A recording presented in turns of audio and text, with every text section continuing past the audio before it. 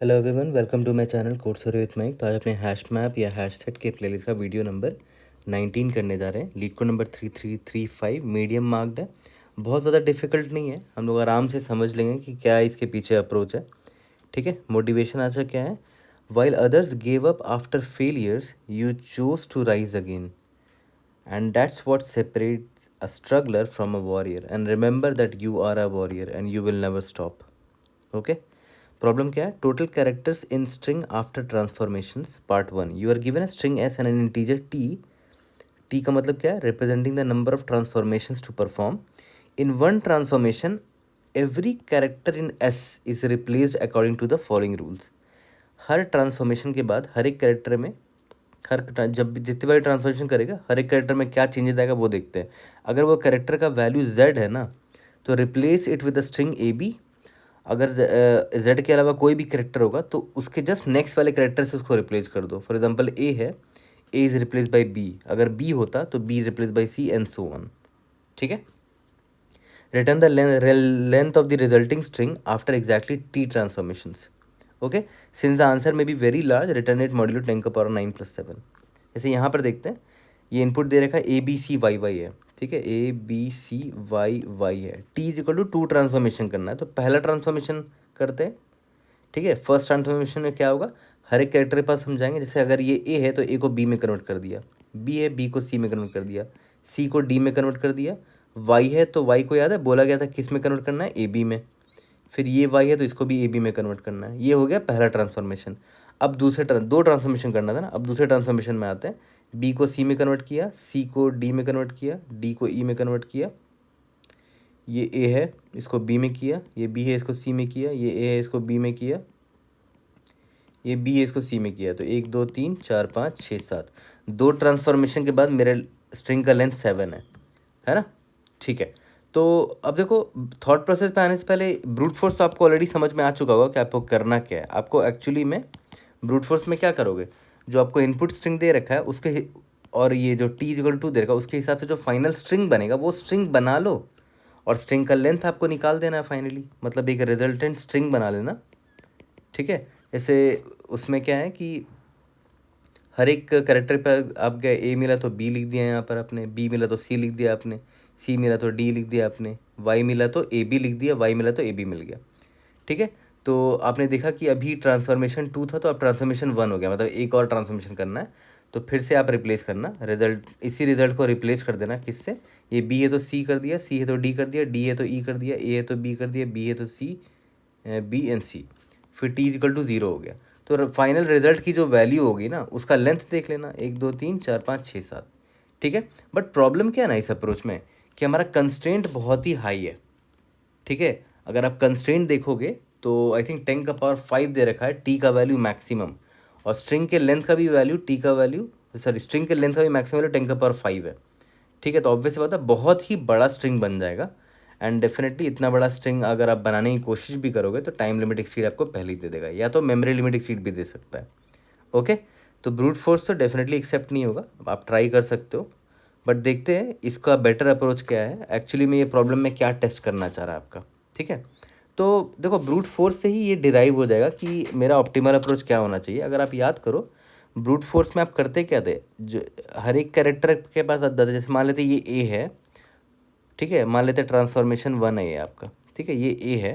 तो आपको पता है कि ए का फ्रीक्वेंसी अभी 1 है, बी का फ्रीक्वेंसी अभी 1 है, सी का फ्रीक्वेंसी अभी 1 है, वाई का फ्रीक्वेंसी अभी 2 है। देखो, मैं फ्रीक्वेंसी क्यों लिख रहा हूँ? क्योंकि याद करो आपको अल्टीमेटली लेंथ निकालना है, राइट? और आप ये भी नहीं चाहते कि आपको स्ट्रिंग पूरा बनाना पड़े, है ना? तो आप इससे अच्छा तरीका क्या है कि भाई स्ट्रिंग अगर नहीं बनाना है तो भाई हर कैरेक्टर का फ्रीक्वेंसी नोट डाउन कर लो, है ना? हर कैरेक्टर का फ्रीक्वेंसी नोट डाउन कर लो। जैसे अभी देखो, जो भी स्ट्रिंग बनेगा उसका लेंथ कितना होगा? 2 3 4 5 लेंथ बनेगा, क्योंकि देखो सबकी फ्रीक्वेंसी मुझे पता है, बस मैं सबकी फ्रीक्वेंसी को ऐड कर दूंगा। ठीक है। लेकिन अब ट्रांसफॉर्मेशन करना है तो ट्रांसफॉर्मेशन के बाद फ्रीक्वेंसी का क्या सिनारियो होगा वही हम ऐड कर देंगे, जो भी फ्रीक्वेंसी मेरा मिलेगा मुझे। ठीक है। तो मैंने क्या किया, स्टार्टिंग में एक मैप ले लिया और उसमें हर करेक्टर की फ्रीक्वेंसी स्टोर कर दी। ठीक है। ओके। अब मैं क्या करूँगा, मेरे पास 2 ट्रांसफॉर्मेशन है, राइट? है ना? तो मैं एक एक करके ट्रांसफॉर्मेशन करूँगा और फ्रिक्वेंसी अपडेट करता चलूँगा। ओके, ठीक है। तो अब देखो ध्यान देना, पहला ट्रांसफॉर्मेशन कर रहा हूँ मैं। तो मैं मैप में गया, मैंने देखा कि ये ए है, तो मुझे पता है कि ए की वजह से होगा क्या। प्रॉब्लम में क्या बोला गया था, सॉरी, बोला गया था ना कि ए, अगर ए है तो इसको बी में कन्वर्ट कर दो। तो मतलब जो नया स्ट्रिंग बनेगा उसमें ए नहीं होगा, इस ए की वजह बी होगा, है ना। तो हम क्या करेंगे, एक नया मैप यहाँ बनाएंगे ट्रांसफॉर्मेशन 1 के बाद। यहाँ पर ए लिखा है ना, तो मैं क्या करूँगा, ए की जगह यहाँ पर बी लिख दूंगा, और यहाँ पर कितना है ए, एक ही ए है तो एक ही बी मिलेगा मुझे, है ना। अगर यहाँ पर मान लेते हैं 2 ए होता तो ऑब्वियस यहाँ पर 2 बी मिलता, है ना। तो यहाँ पर एक ए था, तो यहाँ पर बी में मैंने एक लिख दिया, ठीक है, ओके।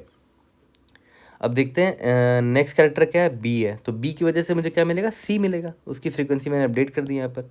सिमिलरली सी है, तो सी की वजह से मुझे यहाँ पर डी मिलेगा, है ना, उसकी फ्रीक्वेंसी मैंने यहाँ पर जो भी यहाँ फ्रीक्वेंसी थी इतनी यहाँ पर मुझे मिलेगी डी, ठीक है। अब देखो ध्यान देना, ये वाई है ना, वाई कितना है देखो तो 2 है, तो वाई की वजह से मुझे जेड मिलेगा, नेक्स्ट कैरेक्टर मुझे, है ना, जैसे ये इसमें सेकंड रूल यही तो लिखा था कि जेड के अलावा कोई भी कैरेक्टर है तो नेक्स्ट कैरेक्टर से रिप्लेस कर दो, तो वाई के बाद जेड आता है, जेड में वाई 2 था तो मुझे 2 जेड मिल जाएगा, ठीक है। पहला ट्रांसफॉर्मेशन हमने कर दिया है, ठीक है। अब अभी और भी ट्रांसफॉर्मेशन बचा है, तो हम क्या करेंगे, अभी देखो ध्यान देना, हमें नया मैप बनाना पड़ गया ना, क्योंकि देखो इसको तो, ये तो अब खत्म हो गया ना इनका अस्तित्व, क्योंकि हमने ट्रांसफॉर्मेशन कर दिया, तो ये तो अब हमारे लिए इनवैलिड हो गया, तो अब हम इस मैप पर काम करेंगे। अब मेरा नया मैप ये है, तो एक नया मैप बनाते चलेंगे हर ट्रांसफॉर्मेशन के बाद, ठीक है, ओके। अब एक नया मैप बनाएंगे। अब एक और ट्रांसफॉर्मेशन बचा है मेरा, 2 ट्रांसफॉर्मेशन करना था, तो अब नया मैप बनाएंगे। यहाँ पर बी दिखा मुझे कैरेक्टर, मैंने क्या किया, यहाँ पर सी इज इक्वल टू 1 कर दिया, यहाँ पर सी इज इक्वल टू 1 दिखा, ठीक है। तो यहाँ पर मैंने क्या किया, डी इज इक्वल टू 1 कर दिया, है ना, क्योंकि सी के बाद डी आता है, यहाँ डी दिखा तो डी के बाद ई आता है, उसका फ्रिक्वेंसी 1 कर दिया। अब देखो जेड दिखा, तो प्रॉब्लम में बता रखा है कि अगर जेड आपको दिखता है, ये देखो जेड है ना, तो उसको रिप्लेस किससे करना है, ए बी से करना है ना। तो इसे जेड की वजह से क्या होगा, एक ए आएगा मेरे पास और बी भी आएगा। जेड कितनी बार है, जेड 2 बार है ना, मतलब जेड 2 बार है ना, तो इस जेड की वजह से ए भी आएगा, इस जेड की वजह से भी ए भी आएगा। तो याद है 2 जेड था तो 2 ए आया, 2 जेड था तो 2 बी भी आया। तो यहाँ पर मैं, इसका फ्रिक्वेंसी 2 है तो यहाँ पर 2 और यहाँ 2 कर दिया। यहाँ तक क्लियर है, ओके, ठीक है। अब चलो ये तो समझ में आ गया। अब देखो यहाँ पर जब मेरा सारा ट्रांसफॉर्मेशन खत्म हो गया, तो मैप में जितनी फ्रीक्वेंसी उसको एडअप कर दूंगा, 2 2 4 5 6 7, यही मेरा आंसर है, एज सिंपल एज दैट, ठीक है। तो देखा जाए तो इसको स्टोरी, इतना सिंपल सा कोड प्रॉब्लम था देखा जाए तो, है ना, 2 3 मिनट का बस समझाने का देरी था इसमें। और ये हमने ब्रूट फोर्स से ही डिराइव किया। ब्रूट फोर्स में हमने रियलाइज़ किया कि भाई नहीं, स्ट्रिंग नहीं बना सकते, है ना। और आपको देखा जाए तो लेंथ ही तो निकालना है, लेंथ निकालना है तो कैरेक्टर की फ्रीक्वेंसी काउंट कर लो और उसको एडअप कर दो, आंसर आ गया आपका, है ना। तो देखो अगर मैं इसको इसी स्टोरी को कोड में कन्वर्ट करूँ, तो देखो ध्यान देना कोड में कैसे लिख रहा हूँ, ओके। देखो स्टोरी टू कोड, ऊपर जो भी मैंने समझाया आपको, सिंपल सी स्टोरी बताइए, उस पर ध्यान देना। सबसे पहले मैंने क्या किया, मैंने एक मैप ले लिया, पहला पॉइंट, ठीक है। और मैप जब लिया तो मेरा जो इनपुट था, for char and C H in string S, जो मेरा इनपुट था उसको मैंने मैप में अपडेट कर दिया, M P of C H plus plus. यहाँ तक क्लियर है, ओके। यानी कि मैंने मैप तो स्टार्टिंग वाला फॉर्म कर लिया, अब मैं ट्रांसफॉर्मेशन करना स्टार्ट करता हूँ, है ना।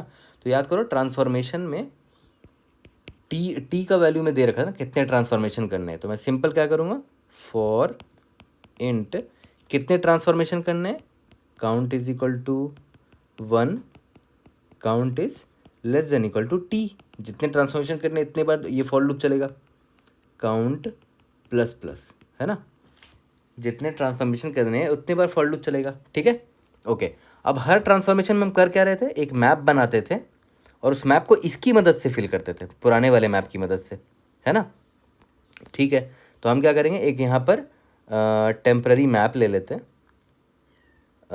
एक टेम्प नाम का मैप ले लिया, है ना, ये मेरा मैप है। और अब मैं क्या करूँगा, जो मेरा पुराना वाला मैप था उस पर इटरेट करूँगा, for char and C H, sorry पुराना वाला मैप है ना, ऑटो एंड आईटी, इन जो पुराना वाला जो मेरा मैप था एमपी, उस पर ट्रेड कर रहा हूँ। तो मुझे वहाँ से क्या मिल जाएगा, देखो तो कैरेक्टर मिल जाएगा, कैर सी एच मिल जाएगा IT डॉट फर्स्ट से, और उसका फ्रीक्वेंसी मिल जाएगा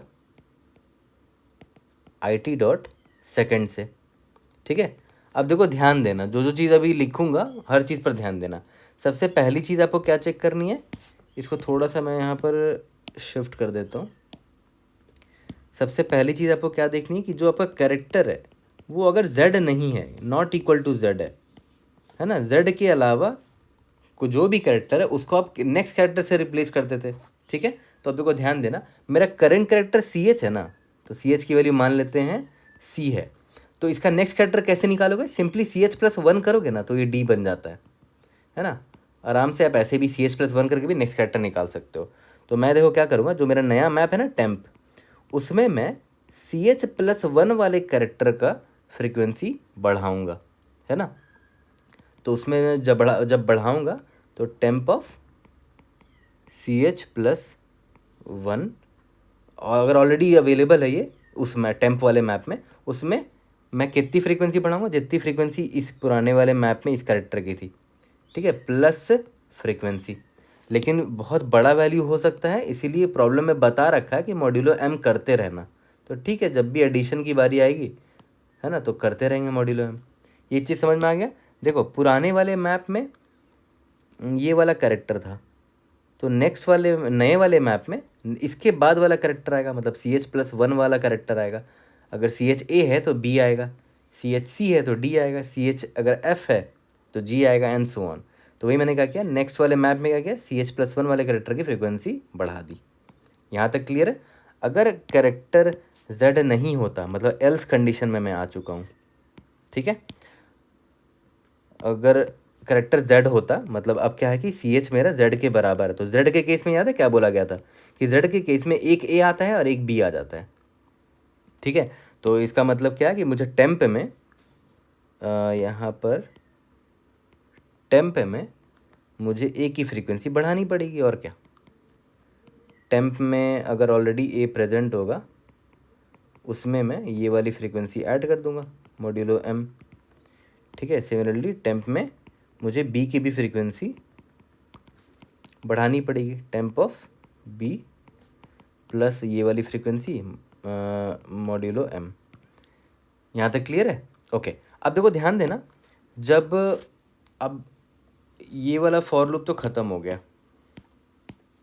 ठीक है, ये वाला फॉर लूप ख़त्म हो गया। अब नेक्स्ट फॉर लूप जब चलेगा, अब जब नेक्स्ट ट्रांसफॉर्मेशन के लिए जो फॉर लूप चलेगा, उसके लिए मैप कौन होगा, पुराना मैप ये वाला होगा।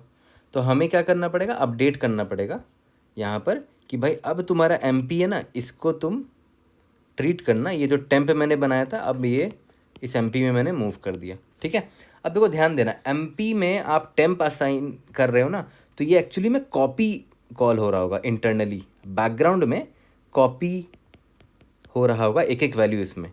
अगर आप चाहते हो कि कॉपी ना हो, है ना, बेकार में कॉपी आपको क्यों करना है, आप सिंपली मूव लिखोगे ना, तो टेम्प का पूरा वैल्यू डायरेक्ट टेम्प खाली हो जाएगा और टेम्प का पूरा वैल्यू यहाँ पर MP में आ जाएगा। तो यहाँ पर कॉपी ऑपरेशन नहीं होगा। तो ये बस एक्स्ट्रा नॉलेज मैं आपको दे रहा हूँ। अब मतलब आप ये मूव ना भी लिखो तो चलेगा। ठीक है, बस मैं आपको बता रहा हूँ कि यहाँ पर देखो टेम्प से अब आपको मतलब नहीं है ना, है ना। तो जब भी आप किसी वेरिएबल में A में जब आप B डालते हो ना, तो B में भी जैसे मान लेते हैं B का वैल्यू 5 है। ठीक है, तो A में जब B डालते हो तो B में भी 5 रहता है ऑलरेडी, और A में भी 5 चला जाता है, कॉपी हो जाता है। इसको बोलते हैं copy, internally copy constructor call होता है। ठीक है, बट आप चाहते हो कि B का अब अस्तित्व ही ना रहे, आपको फ़र्क नहीं पड़ता, तो मूव B कर दो। ठीक है, तो मैं यहाँ पर बस वही कर रहा हूँ, मूव टेम्प कर रहा हूँ, है ना। ओके, ठीक है, अब ये वाला टेम्प मेरा हो जाएगा, बाद में ये फॉर लूप चलता रहेगा अपना, लास्ट में ख़त्म हो जाएगा। लास्ट में आपको क्या करना है, return total count, total sum of frequencies in MP। Last में क्या होगा, इस MP में ही मेरा फाइनल सारे कैरेक्टर का फ्रीक्वेंसी स्टोर्ड होगा, तो उसमें सम निकाल देंगे, बस कहानी ख़त्म हो गया। ठीक है, एक बार क्या करते हैं, इस कोड को सबमिट करते हैं, देखते हैं सब में एक्सेप्ट होता है कि नहीं। उसके बाद देखते हैं क्या इंप्रूवमेंट और करने की ज़रूरत पड़ सकती है। तो चलो ऐसा कोड करते हैं। N is equal to S dot length कर दिया और मैंने एक अनऑर्डर्ड मैप ले लिया एम पी। ठीक है, अब सबसे पहले तो char and C H in S input में जो भी कैरेक्टर है उसको मैप में अपडेट करते हैं। M P of C H plus plus frequency update कर दिया। ठीक है, और हाँ ऊपर वो ले लेते हैं, sorry, int M is equal to 1e⁻9 + 7। ठीक है, क्योंकि प्रॉब्लम में दे रखा है कि मॉड्यूलर लेते रहना है हमें। For int count is equal to 1, count is less than equal to T, count plus plus. ठीक है, जितनी बार ट्रांसफॉर्मेशन करना है उतनी बार ये फॉर लूप चलेगा।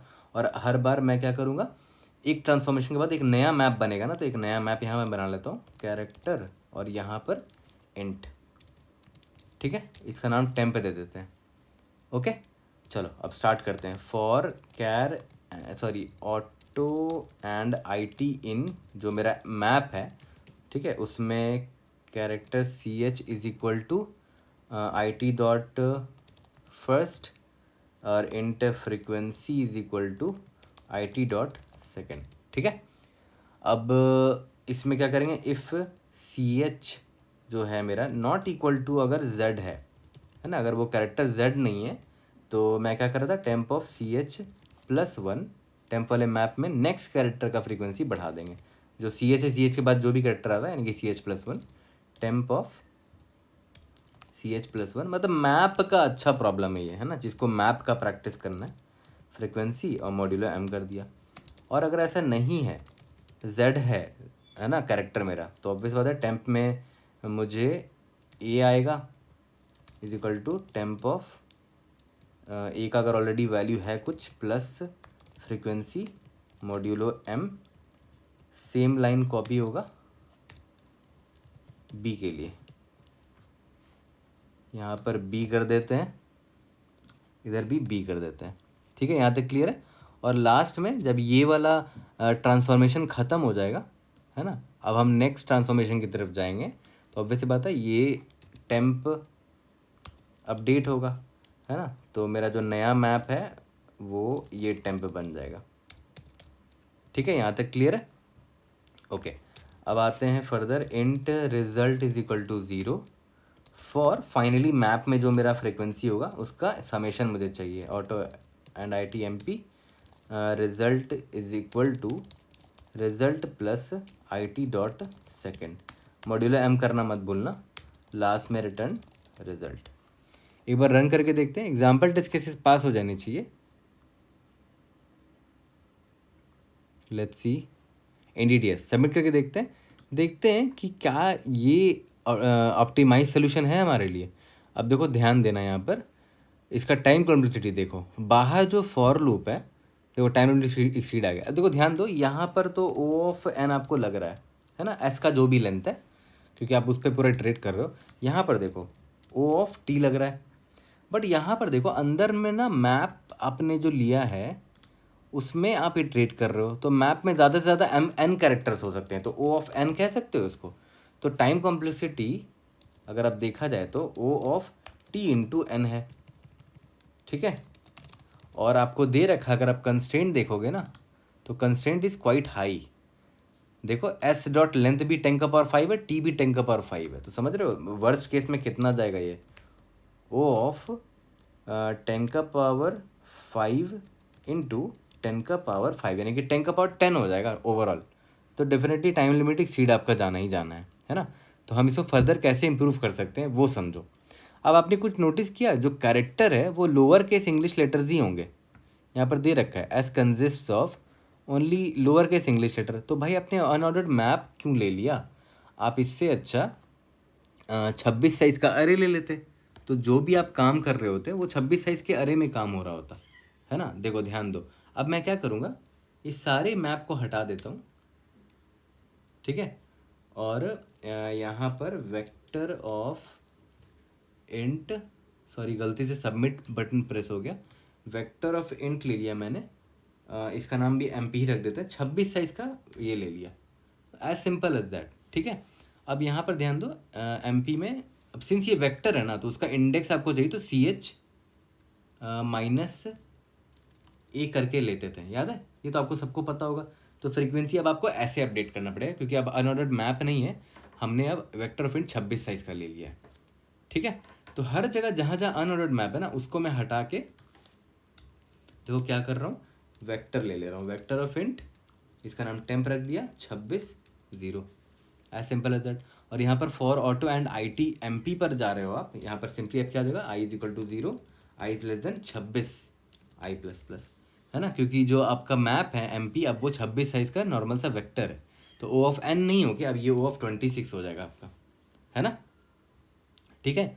अब कैर CH यहाँ पर IT.first जो लिखा हुआ है, तो आप सिंपली अब आप क्या करोगे, जो इंडेक्स है वही कैरेक्टर को रिप्रेजेंट करता था, तो इंडेक्स I है, अगर 0 है तो वो A को रिप्रेजेंट करता है, इंडेक्स I अगर 1 है तो वो B को रिप्रेजेंट करता है, इंडेक्स I अगर 2 है तो वो C को रिप्रेजेंट करता है, एंड सो ऑन। तो इंडेक्स को कैरेक्टर में कन्वर्ट करने के लिए क्या करते थे, प्लस A कर देते थे, है ना, क्योंकि 0 जो है वो A को रिप्रेजेंट करता है, 1 जो है वो B को रिप्रेजेंट करता है, एंड सो ऑन, ये आपको पता होगा, है ना। और कैरेक्टर से इंडेक्स चाहिए होता तो -A करता है ना, और इंडेक्स से कैरेक्टर चाहिए तो +A कर देता है। यहाँ तक क्लियर है? ओके। और फ्रीक्वेंसी क्या है, जो भी वेक्टर में वैल्यू होगा, ठीक है, तो MP of I, as simple as that, ठीक है। ये तो वही होगा कि CH is not equal to that, this is fine. Temp of CH plus 1 है ना, अब मैंने क्या बोला था, जब आपको जो भी करेक्टर है अगर आपको उससे करस्पॉन्डिंग इंडेक्स चाहिए तो -A कर दो।